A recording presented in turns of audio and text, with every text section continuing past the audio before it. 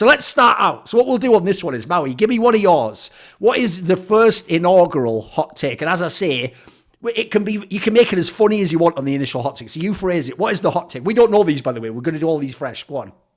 Okay, mine is, as it stands, s1mple is the GOAT, but it can be in dispute as soon as next year if dev1ce actually wins both majors. If dev1ce wins both majors next year, I don't think you can actually, you can't discredit the argument that dev1ce has passed s1mple once again, because as it stands, in terms of some of the numbers right now, s1mple has 21 MVPs in tournaments. dev1ce has 19. You expect that if he wins some of those tournaments with the major, that he's going to win a couple MVPs. Maybe he's in contention with blameF, but right now, also on top of that, dev1ce has been in the top 20 more years than s1mple has. So this is another strike for s1mple.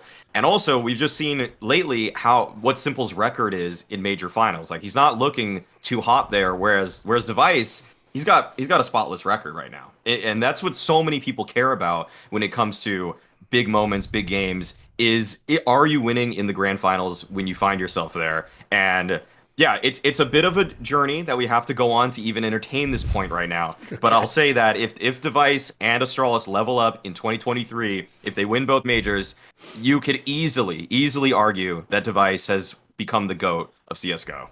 Here's the thing, he did understand the assignment, Kassan, because he did come out right out of the gate with a blazing hot take. And to be fair, he even did then, like, when he first said the sentence, I almost did have bad impulse control. It's like, whoa, like, but then I realised he did, like, temper it gradually as he explained. So go on, hit me with your thought. What's your initial reaction to this? It's a pretty spicy take, I will say, Kassan. I'll tell you There's a lot of heavy lifting on that if they win two majors. Yeah, go on. Yeah. If Astralis wins two majors, I'm going to eat my own leg. There you go. Right in this show, right here. That will never happen. Like, that's never going to happen, right?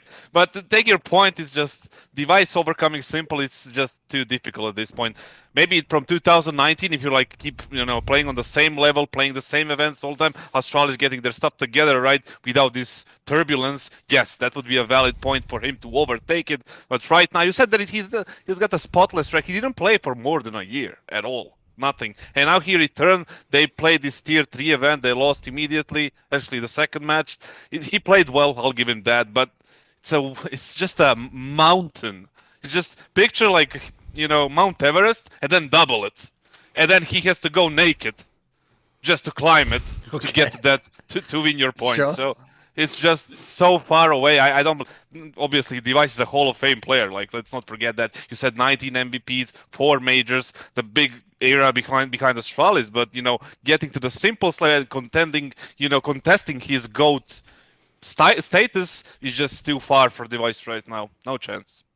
Right, the thing on this topic is, I see where you're setting up that. Like, first of all, the thing people have to realise is Maui doesn't mean like that there's like a realistic chance Astralis wins two majors and then this all happens and it's like inevitable. What he means is, essentially, the real problem with entertaining this premise, I can tell, is that everyone's going to think of current Astralis, which obviously has zero chance right now of winning a major. Like, I don't even have to worry about them coming back and them looking silly in the video. Like, they'd have to make some roster move or something would have to happen. Like Glaive would have to become the god IGL and like revolutionise the game or something. With the pieces they have now, obviously they're not winning any majors next year. But what Maui means is, hypothetically, if the team was good enough and dev1ce just plays normally, like a normal amount of matches, he doesn't have any health injuries, and we imagine, like, this part I don't think is very spicy, we imagine he gets back to a really good level as a top AWPer in the world again. I think that's totally fine to believe. Of all the players who've done comebacks, he seems like the most likely to get his level back, in my opinion. That part's all fine. So if we, essentially, what you could just say is, if dev1ce somehow wins 2 more majors and s1mple wins no more majors, he's making like the career argument on the resume angle. Essentially, it's the reason why everyone who's an NFL fan who doesn't want to actually spend 5 seconds is going to tell me, of course, Tom Brady's a million times better than Aaron Rodgers or Peyton Manning or something, because they're just looking at one factor, which is how many championships did he get, and they're ignoring the team element. They're just saying, if you want to go in the argument, obviously that would be a factor people would use, then dev1ce would be number 1, because it's real. Like, he would have 6 majors to s1mple's 1. He would have, I mean, he doesn't even need to win many more MVPs. s1mple has 1 major MVP. So you know what I mean? Like, obviously, as you say, I noticed you purposely worked it in there, so you'd have more overall MVPs if he won those tournaments. Again, the other part you didn't mention is, obviously, in theory, we need s1mple not to win any majors, not to win any more MVPs, and we're like, let's keep that number the same, basically. So you're making a career-based argument. The problem I have is, first of all, obviously, I don't really do like career resume is my number one factor. Like, I always go off eye test and how good I actually think you played individually. And so I actually think this is quite an interesting point to bring up, because if people don't know, it's basically the new argument in the NBA, which goes like this. Well, since LeBron is going to have the most points ever, then could that make him the great? It's like a different argument as to why he's the GOAT, right? But the problem is, and this is why I want to spin it back to Maui, is I don't think anyone, except people who only do career resume, like they only count rings or whatever, I'm not actually sure anyone actually does factor in things like total points or like total, like raw, like total, just numbers essentially. Because as far as I can tell, Maui, like this is why I'm using the reference point of the NBA one, because I know you're going to know this.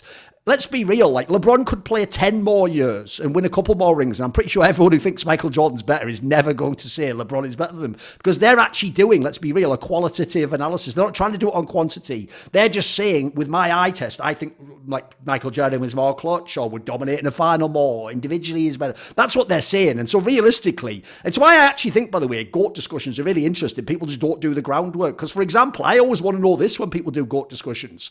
Do you actually mean if we took them like actually Space Jam style in some alien dimension and had them play like in their primes, who would be the best? Is that what you mean by GOAT? Because some people argue that way when they say like the most clutch angle. Or do you mean just their career? Look at their career in their era and compare it to the other guy's career, and I think this guy had the overall better career. I don't know. I always don't know where people are coming from, because they take it for granted we all know what this means. So I'll flip it to you. Would you, you're making it hypothetical, obviously, would you actually consider, can dev1ce ever become your GOAT? Yes. Yeah. He could become my GOAT for sure. Okay. If he, no. I actually think if s1mple and Navi continue to have the downturn that they seem to be on right now, like they're not definitely in the form that they were for Stockholm last year, but if they kind of continue being this team that's sort of meddling, that's just kind of touching playoffs here or there, but Astralis actually does start winning S-tier trophies again, they probably need to make a roster move, if we're being honest. Like, they can't play with Mr. and expect to do this, but if they actually do make the move that they need to make, like they get a shush-type player, and then they actually start winning trophies, and dev1ce is the MVP of these events, then that's why I'm saying the conversation can start as soon as next year. And yes, it's like a huge hypothetical to think that they're going to win both majors. Yeah, but I'm saying that the door is open. The door is by no means shut on this conversation by the end of next year, barring that a few things go correctly for Astralis. And, you know, if Navi wins maybe one tournament next year, but then Astralis win 4, like, then it's like we see the direct impact. And I think that one thing that also kind of hurt s1mple a little bit in this conversation is that in terms of career achievement, in terms of the team doing better, when Navi was not playing with s1mple, they, like, right before, they came in, second place? No, even, yeah, I guess. Oh, I you guess mean before they had s1mple entirely in history, back, right, okay. Yeah, looking way back to, like, 2015, 2016, without s1mple, they came second place at Columbus, they came second place at Cluj-Napoca, and then they top 8'd at Cologne, and once they got s1mple on Navi, they were still just kind of like a playoff team. They didn't even make the playoffs of Krakow, for example. Like, they weren't always just smooth sailing. Like, they didn't instantly just get better with s1mple, but we've seen the precipitous fall off with Astralis without dev1ce. Like, and so you can start to believe that the system that many people credit Glaive and Zonic to isn't actually as much of a system as it was just dev1ce being the best player ever and actually elevating this team to heights that they never otherwise could have even gotten close to. Okay, come on, you have any thoughts on that? Oh, yes. I mean, I've been listening to you two for the past 5 minutes, and I heard so many imagine and if this and if that. It's just we see that Navi didn't even get that much better with s1mple in terms of major placements. Too many things. Like, take Astralis, for example, right now. Have you seen any indication they can do anything close to winning S-tier tournament right now? They have Mr., they have Xyp9x, they have Glaive, who is struggling, they have Blame, who is playing too defensively but getting the numbers, and they have dev1ce coming back with a small sample size. He played well, but is this the old dev1ce? We don't know, right? We're going to know that in Katowice, in Pro League, in the RMRs, and whatever comes next. So what happens if they don't qualify for the major game, which is a possibility, because they have the two players who don't belong in that team, which is Mr. and Xyp9x. So they have not shown no indications they're heading into direction of winning a possible tournament. Not even a tier 2 tournament, let alone like a big one. So that's like I said, that's a double Mount Everest thing that we have to think. So the door, like you said it's not shut. I think it's concrete shut. Like there is no chance by the end of the year that can actually be a conversation. Maybe in 2 years, if they get their roster changes right and they get back into the system, they obviously don't even have a coach. Look at their coach right now. Who is that guy? Now that we're thinking about Hunter, is he coming back? What's the story there? Yeah. It seems like it, but we don't know. Obviously, like it's Astralis, you don't know what the hell are they going to do, right? Zonic is not there. Can you name 5 coaches right now that can be on top level for Astralis? On one hand, it's pretty hard. It'd be hard to name 3, I think, mate. Yes, exactly. So where does it coming from? How is it gonna? Is the device gonna be like carrying the whole team on his back? Absolutely not. He didn't do that when they were the best. It was Zonic, it was Glaive, it was Zipnix who was playing well. I think the Zonic argument is really flimsy now to be the GOAT coach. It's so like Vitality has done not much at all. Like this team hasn't fixed their problems. They still look like they have Spinks has not integrated into this system well. You think the GOAT coach would be able to do this, and I don't know if the Zonic argument. Wait a minute. Let me just check. Yeah. So Maui's actually taking his simple hot take, and he's actually now backdooring a hot take that simple as Zonic is not the GOAT coach. So that's another fucking hot take in itself, Maui. Right, come on then. Hit us with that. What's the reasoning for that? Come on. Well, I think Blade is. I think Blade's better now. I think Blade has proven that he's done more with less. So that's kind of where I'm at with that statement. The only counter I would have to that is if you're gonna do then device will have 6. But Blade has fuck all, mate. He has the one. The joke is he's the simple in that equation. Surely, on the accomplishment side, right? The problem is again, if we use an accomplishment, Zonic wins, right?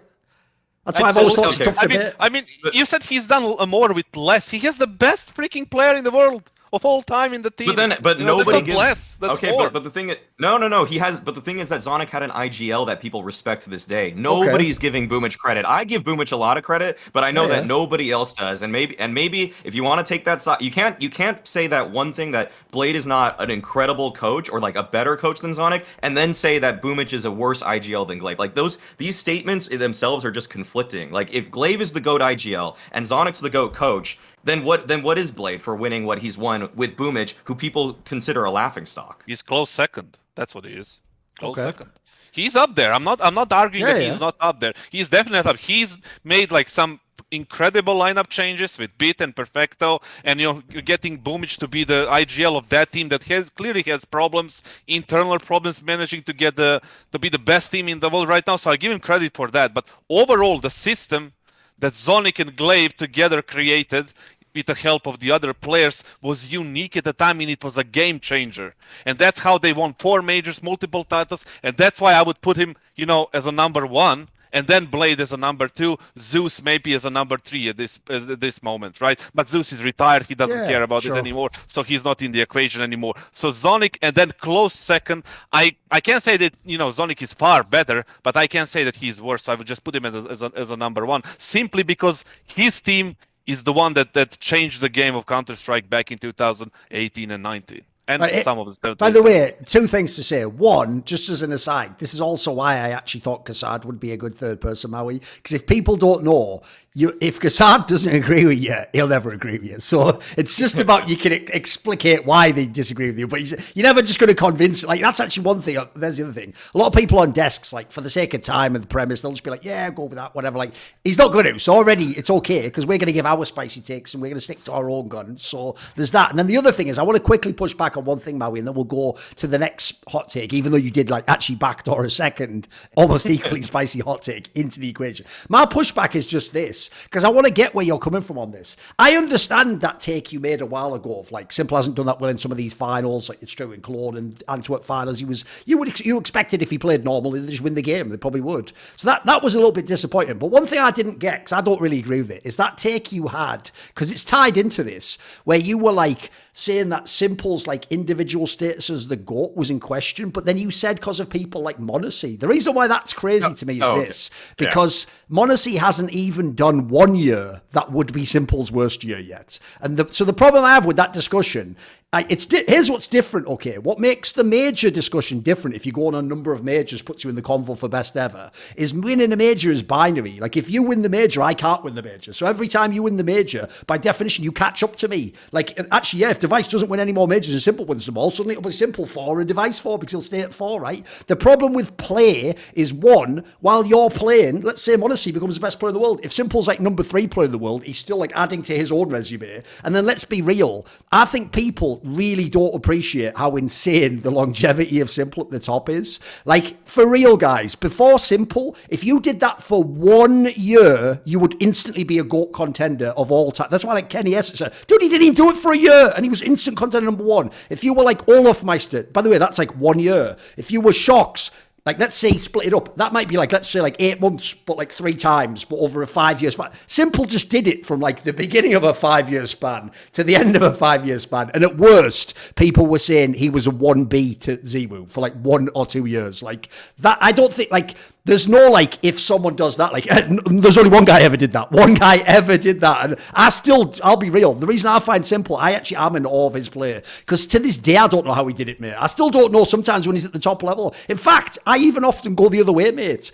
When he doesn't show up in some of these massive games, the amount of times I look at the scoreboard, I'm like, he's still got like 23 kills, though. Like, I'm swear he's done nothing in this game. The guy just is goated. And like, in the eye test, I don't know if anyone can ever beat him, mate. I don't think even ZWoo can beat his eye test. It's just too crazy for me. So I'll push back on that. What do you think of that, Maui? Well, when I made that statement before that Monacy could eventually pass Simple, I did say that it was like, give him 5 years, though. Like, it had to be a long resume of winning. Like, it's not that I actually think that Monacy can even find the achievements to do that, but I think that it's just that when I made that initial point a while back, it was just that Simple has left the door open in terms of career achievements, which is kind of the same point I'm making today, that because he's dropped the ball in several major playoffs or like didn't always perform in those grand finals, those moments are just etched into our memory, whereas Monacy has a chance to basically never do that. Like, when he lost that Kato finals, he still played fantastically, for example. Sure. So I think that Monacy has the chance to write his own history, which could eventually contend with Simple. I don't think he's anywhere close right now. Like, I'm not going to die on that hill, but I just think that if there's anybody that I could see in the future, and it might even move on to another version of Counter-Strike, Monacy might be that guy. Okay. Yeah, fair enough. I will say, yeah, go on. Yeah. Monacy definitely has the potential, right, to be a superstar level. Could be amazing, right? Yeah. He doesn't have the rifle potential right now, or the pistol potential like Simple does. Simple, like you said it, Duncan, before, like, he was doing it since 2015. With all the guns. He was a rifler at one point. He is good in clutches. He is good in, with an op, with a rifle, with everything. Monacy is just not quite there. I don't think he's even in the conversation at this moment. The potential is there, yeah. It's the first year. He had a lot of ups and downs, and like, with the stuff with the EG, not EG, but G2, we're gonna get to that later. It's all right. It's all right. Yeah. We're gonna get to that later. But the thing is, like, with the G2, with the changes of IGLs and the styles and the rumblings and everything that's going on, obviously he didn't have the full opportunity to grow as much as he should. So, but he still has time. I don't know if he can reach the level of Simple, but the potential is definitely there. See more cool, funny, interesting clips based on topics from my content? Well, subscribe to this channel then, or, be a pleb and don't.